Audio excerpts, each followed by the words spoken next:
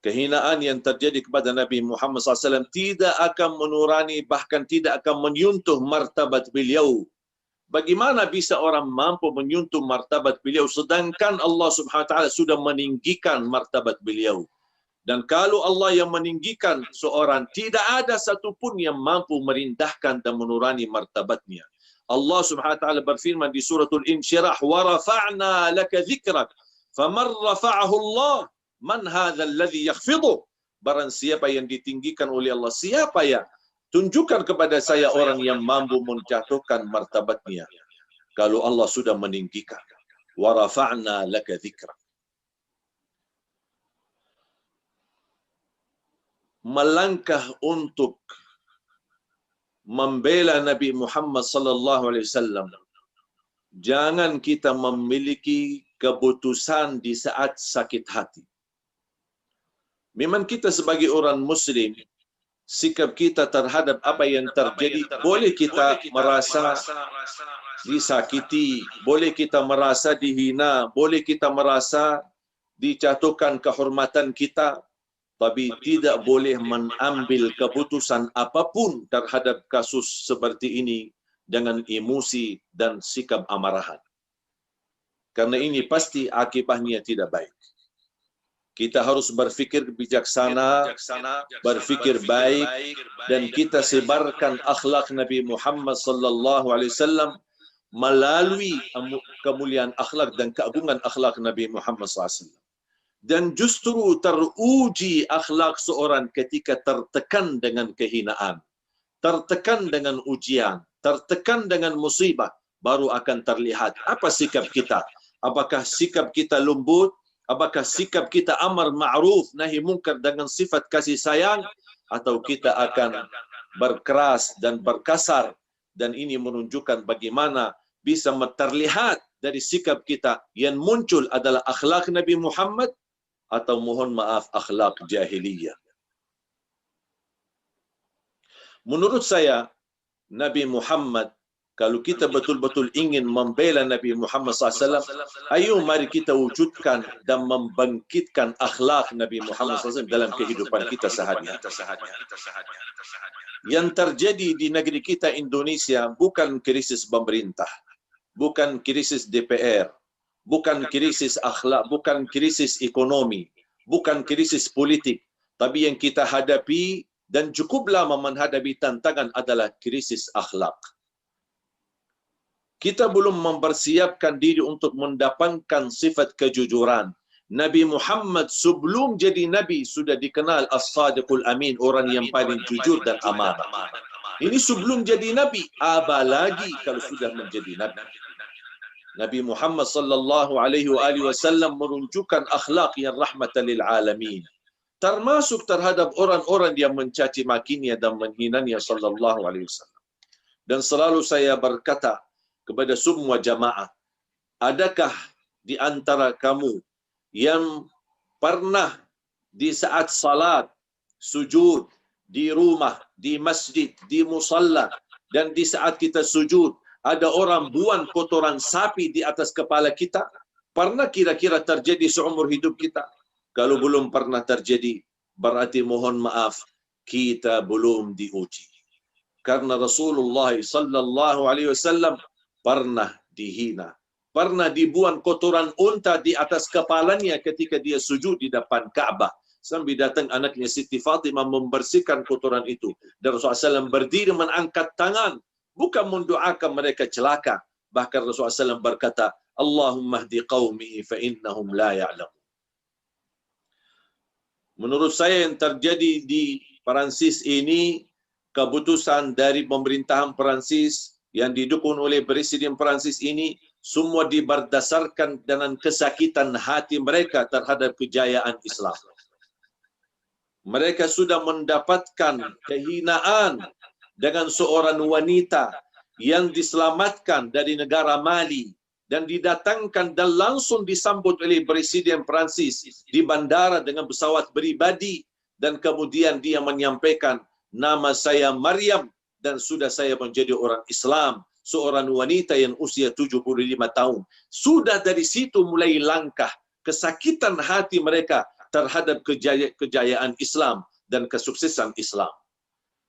Islam itu pasti dan yakin akan berjaya.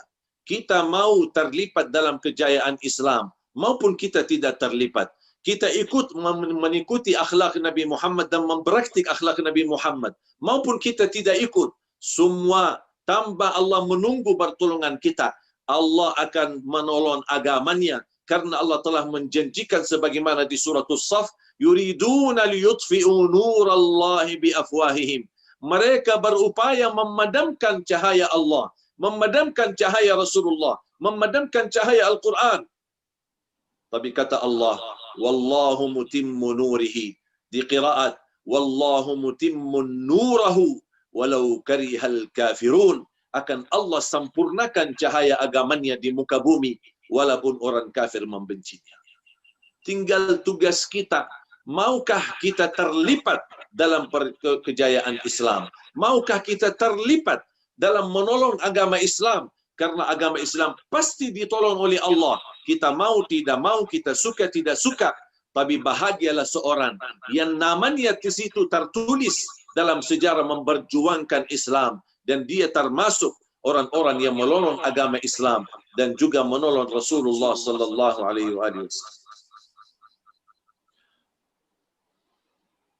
Sederhana sekali jamaah sekalian. Kita hanya butuh melalui ujian yang kita hadapi ini, tantangan, kehinaan terhadap umat Islam, terhadap Nabi kita Nabi Muhammad SAW, perlu kita yang muhasabah diri. Bagaimana kita harus kembali membangkitkan akhlak Nabi Muhammad SAW. Bagaimana kita bisa mewujudkan kontak batin, kalau boleh saya sebutkan, kontak batin sama Rasulullah SAW. Bukan hanya melalui salawat, tapi ada orang yang bisa satu kali saja salawat, tapi bisa membawa hatinya, membawa jiwanya, bahkan meneteskan air matanya, karena dia merasakan salawatnya sedang didengar oleh Rasulullah, salamnya sedang dijawab oleh Rasulullah sallallahu alaihi wasallam. Itu yang kita butuhkan, menwujudkan kontak batin sama Rasulullah SAW dalam bersikap kita sehari-hari. Saya bawakan satu kisah jamaah sekalian. Ada seorang pemuda,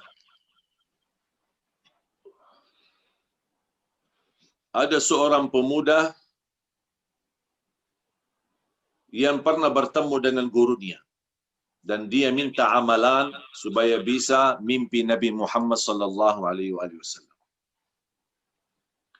Gurunya memberikan amalan, salawat, doa, jaga puasa Isnin Kamis, jaga salat tepat waktu, jangan suka jadi masbuk.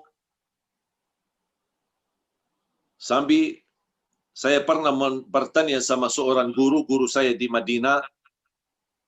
Dia menceritakan tentang gurunya. Guru beliau tidak pernah selama 40 tahun mendengar azan di luar masjid. Coba bayangkan, 40 tahun tidak pernah mendengar azan di luar masjid. Berarti apa? Sebelum azan beliau sudah ada di masjid. Guru saya pernah bertanya sama gurunya, apa yang membuat guru begitu luar biasa memperhatikan salatnya dan memperhatikan datang ke masjid sebelum azan? Kata beliau, azan ini adalah panggilan untuk orang yang lalai dan saya tidak mau menjadi orang yang lalai. Itulah mereka yang membuktikan cintaannya kepada Rasulullah SAW, mendepankan apa yang didepankan oleh Rasulullah SAW, mengutamakan apa yang diutamakan oleh Rasulullah SAW. Seorang pemuda telah mendapatkan amalan dari gurunya, kemudian beberapa bulan kemudian bertemu kembali dengan gurunya dan gurunya bertanya, gimana? Mudah-mudahan sudah mimpi Rasulullah. Kata seorang pemuda, belum, saya tidak berhasil. Kata guru, ya udah kamu ikut bermalam di rumah saya saja. InsyaAllah boleh mimpi Nabi Muhammad SAW. Diajak kepada rumah gurunya. Kemudian disediakan makan malam. Dan guru itu sengaja menimbahkan atau menambahkan garam di atas makanan. Supaya anak muda itu ketika makan dia merasa makanannya asing. Dan ketika dia asing, dia minta air. Kata gurunya, harus kamu habisi. Kan mau mimpi Rasulullah. Seorang pemuda kira, barangkali dari segi makanan yang banyak asingnya, mudah-mudahan saya bisa mimpi Nabi Muhammad SAW. Itu fikirannya. Habis dia habiskan makanannya dan dia merasa haus sekali. Dan dia berpesan kepada guru, boleh enggak saya minta air? Kata gurunya, saya ambilkan air. Kemudian guru itu masuk ke dalam rumahnya dan tidak keluar. Anak muda itu menunggu lama-lama. Saking lamanya menunggu kecapean dan akhirnya ketiduran dalam kondisi haus. Datang waktu subuh, dibangunin oleh gurunya, bangun waktu salat subuh. Kemudian langsung guru bertanya sama anak muda, gimana? Apakah sudah berhasil mimpi Nabi Muhammad? Seorang muda berkata, mohon maaf, saya belum berhasil mimpi Nabi Muhammad. Guru pun heran, kamu sudah makan di rumah saya, bermalam di rumah saya, salawat sudah, puasa sudah. Kok belum mimpi Nabi SAW? Terus kamu mimpi apa? Kata anak muda itu, saya mimpi air. Kata guru, itu dia. Karena kamu terlalu haus air, fantas terbawa dalam pikiran bawah sadar sampai bisa membawa itu dalam mimpi. Makanya kalau kamu haus mimpi Nabi Muhammad, kalau kamu haus merindukan Nabi Muhammad, kalau kamu haus mengharapkan syafaat Nabi Muhammad, kalau kamu haus mencintai Nabi Muhammad, pasti akan Nabi Muhammad berkenan. Jangankan hanya kamu bisa mimpi Nabi Muhammad, tapi Nabi Muhammad akan berkenan menjadi mendamping dan menjadi berlindung bagimu. Bapak Ibu jamaah sekalian, saya harap dalam kesempatan ini, mari kita sama-sama bangkitkan akhlak Nabi Muhammad. Kita tiru akhlak Nabi Muhammad. Sederhana sekali. Saya akan berikan beberapa contoh itu sekalian menjadi amalan. Ketika kita makan maupun minum, saya tahu dan yakin, semua pasti bagi tangan kanan makan atau minum. Itu hal biasa. Tapi kali ini saya mau Bapak Ibu jamaah sekalian menghadirkan di hati, itu yang namanya konteks batin. Ketika Anda makan dan minum, Anda ingat sedang Rasulullah SAW mempandangi saya. Boleh bisikin di hati, ya Rasulullah, ini hamba Allah sedang menirumu. Makan dan minum bagi tangan kanan. Ketika kita bagi tangan kanan, jangan kita lakukan karena itu sunnah. Bukan karena itu ibadah. Bukan karena itu dianjurkan. Tapi rasakan karena saya ingin meniru Nabi Muhammad SAW. Berpakaian, masukin tangan kanan, baru yang kiri. Mau jaketnya, mau apa saja. Kenapa saya lakukan itu? Karena ingin meniru Nabi Muhammad SAW. Termasuk mandi. Di bawah shower ketika kita mandi, kita siram air ke sebelah kanan kita, geser, kemudian ke sebelah kiri, baru ke tengah, untuk seluruh badan. Kenapa melakukan langkah-langkah itu? Karena ingin meniru Nabi Muhammad SAW. Masuk masjid, melangkah masuk masjid, membawa kaki yang kanan, dan kita hadirkan di kalbu kita. Memang ini semua amalan saya yakin semua kita lakukan, bahkan menjadi kebiasaan. Tapi pernahkah kita hadirkan di dalam hati kita? Rasulullah sedang mempandangi kita. Rasulullah sedang melihat apa yang kita lakukan. Makanya di situlah kita menunjukkan konteks batin sama Rasulullah SAW. Ketika kita melangkah masuk masjid, membawa kaki yang kanan, kita boleh bisik di hati kita, ya Rasulullah, inilah hamba Allah, ingin menirumu. Baru kita melangkah masuk masjid, bagi kaki yang kanan. Ketika keluar masjid, sama juga kita hadirkan meniru Nabi Muhammad SAW. Sungguh jamaah sekalian, kalau kita bisa mewujudkan konteks batin sama Rasulullah, akan terwujud keindahan dalam batin kita, ketenangan dalam hati kita. Bahkan kita akan menjadi orang-orang yang mudah menjalani akhlak yang mulia yang diajarkan oleh Nabi Muhammad SAW. Karena inti dari dakwah Rasulullah, innama bu'ithtu liutammima makarimal akhlak. Aku diutus oleh Allah untuk menyempurnakan akhlak. upaya dan ikhtiar boikot, upaya dan ikhtiar memberikan surat peringatan, surat pernyataan, ini semua insya-Allah menjadi usaha dan ikhtiar membuktikan cintaan kita. Tapi tidak hanya itu yang cukup. Tidak cukup dengan hanya langkah-langkah itu. Tapi kita sudah mulai dari diri kita sendiri. Sebelum kita boikot barang-barang Perancis, sebelum kita memberikan pernyataan, sebelum kita bersikap atau menunjuk rasa, kita harus juga menunjukkan hati. Bagaimana kita bisa mengkontak batin sama Rasulullah sallallahu alaihi wasallam. Ada seorang pemuda dan kita lihat bagaimana Rasulullah mampu mengatasi masalah. Seorang pemuda datang bertemu Rasulullah SAW, menghadap Rasul di dalam masjid. Banyak para sahabat yang sedang duduk. Mereka sedang belajar langsung sama Rasulullah SAW. Dan orang pemuda ini tambah ada rasa malu, bahkan berani datang menghadap Rasulullah dan minta izin, diizinkan oleh Rasulullah untuk berzina. Allahu Akbar. Bayangkan kira-kira Bapak Ibu, kalau ada seorang pemuda datang di tengah majlis kita, di hadapan banyak orang, dan dia langsung bersama dengan guru, minta izin untuk melakukan zina. Sambil sahabat SAW bersikap tegas. Apa kata Rasulullah? Biarkan dulu. Langkah yang pertama Rasul mendekatkan anak muda kepada Rasulullah SAW. Dan kemudian Rasulullah membisiki telinganya. Maukah saya izinkan kamu berzina? Kata anak muda, ya, mau ya Rasulullah.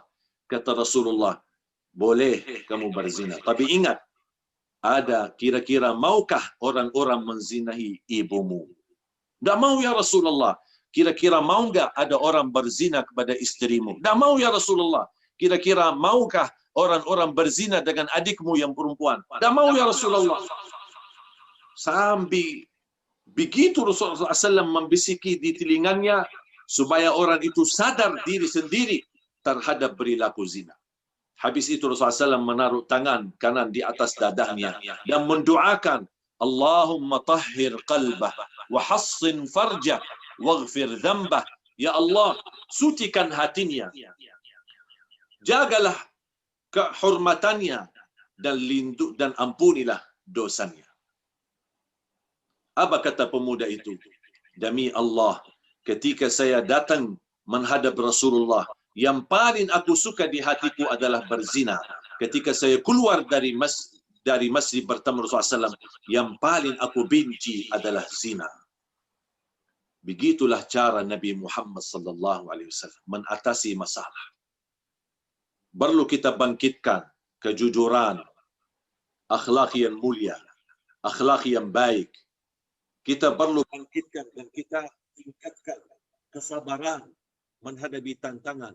Nabi Muhammad sallallahu alaihi wasallam menunjukkan kesabarannya yang sangat luar biasa. Kesabaran untuk menanamkan kemuliaan akhlak. Bahkan kepercayaannya yang membuat Nabi Muhammad SAW kuat sabar karena dia mampu dan meyakini dan percaya sepenuhnya takdir Allah Subhanahu wa taala. Dan saya percaya dan yakin apa yang terjadi di Perancis ini, insya-Allah tidak lama lagi akan Allah hadirkan hikmah-hikmah di balik kehinaan yang terjadi ini. Akan Allah hadirkan ribuan orang, bahkan insya-Allah jutaan orang yang akan mengucapkan kalimat la ilaha illallah Muhammadur Rasulullah dari sikap dan akhlak yang mulia yang kita bisa terapkan dalam kehidupan sehari-hari. Jamaah sekalian yang dimuliakan Allah Subhanahu wa taala. Aqrabukum minni majlisan yaumal qiyamah ahasinukum akhlaqa. Yang paling dekat kepadaku hari kiamat orang-orang yang paling mulia akhlak. Jangankan hanya kehinaan Rasulullah SAW yang kita merasa begitu sangat dalam menyakiti kita. Tapi mohon maaf, kalau kita muhasabah diri dan kita melihat perbuatan kita, jangan kita mungkin tidak sadar kita menyakiti diri sendiri. Tapi mohon maaf, perbuatan kita yang mendahului sikap-sikap kita adalah kita duluan menyakiti Rasulullah SAW.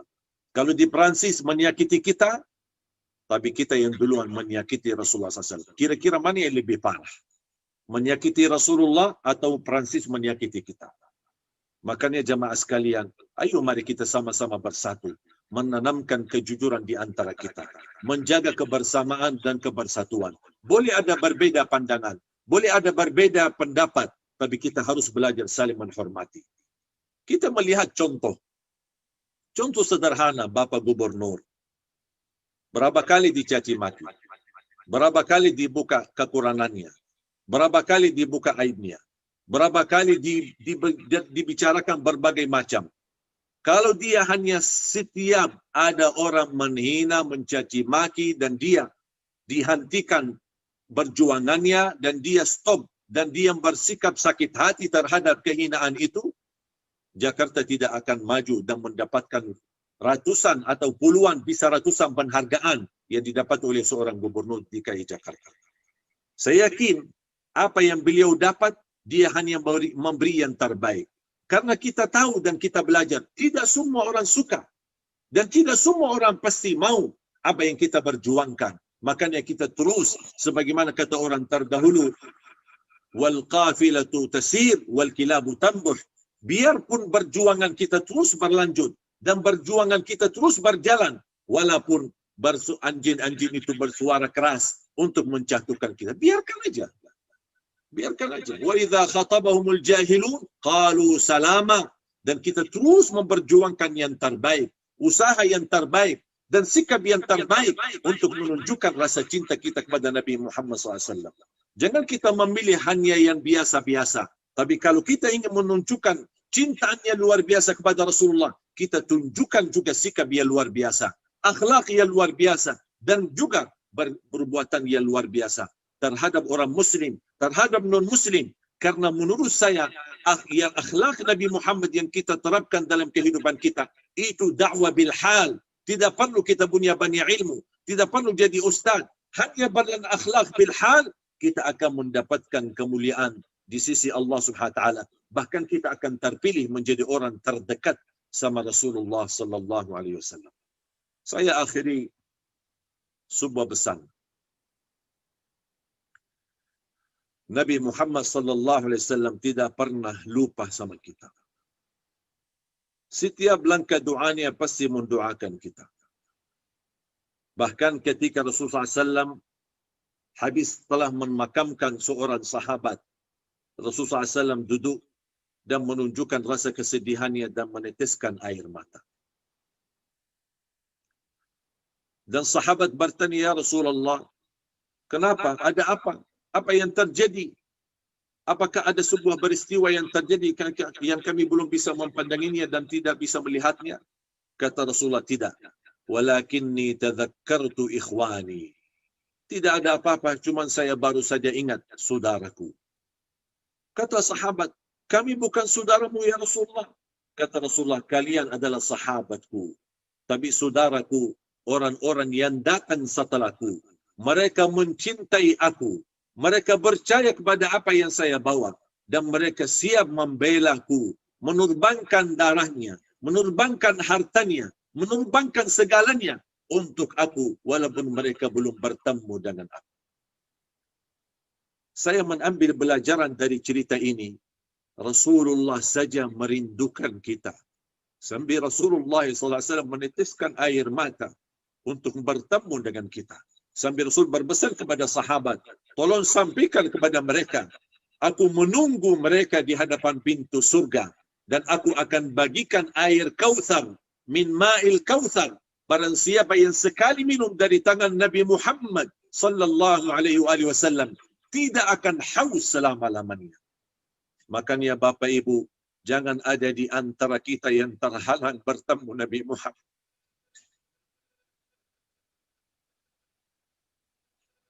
Jangan ada di antara kita orang-orang yang dijauhkan dari Nabi Muhammad sallallahu alaihi wasallam. Jangankan kita umat Islam mengharapkan syafaat Nabi Muhammad, seluruh manusia, yang muslim maupun non-muslim, apapun agamanya dari sejak Adam alaihi salam sampai akhir manusia, semuanya mengharapkan syafaat Nabi Muhammad sallallahu alaihi wasallam. Apalagi kita sebagai umatnya, apalagi kita sebagai orang-orang yang memperjuangkan dan melanjutkan perjuangan Nabi Muhammad sallallahu alaihi wasallam.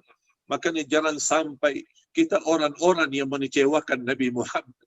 Jangan sampai kita orang-orang yang terhalang bertemu Nabi Muhammad.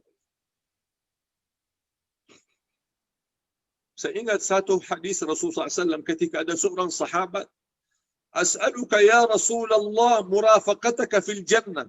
Dia tidak hanya meminta surga, tapi dia minta surga bersamamu ya Rasulullah. Aku mohon surga bersamamu. Seolah-olah ya Allah, ya Rasulullah, kalau surga tanpamu saya tidak mau. Begitu luar biasa cintaan mereka kepada Rasulullah SAW. Mereka mendampingi Rasul di masa hidupnya dan mereka ingin mendampingi Rasulullah SAW di dalam surganya Allah Subhanahu Wa Taala. Makanya jamaah sekalian, mari kita sama-sama bangkitkan.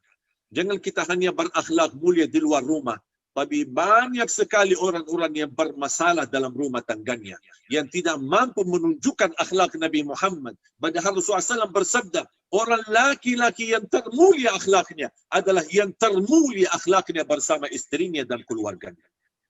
Kira-kira gimana akhlak kita bersama keluarga kita sendiri? Bagaimana akhlak kita bersama orang tua kita?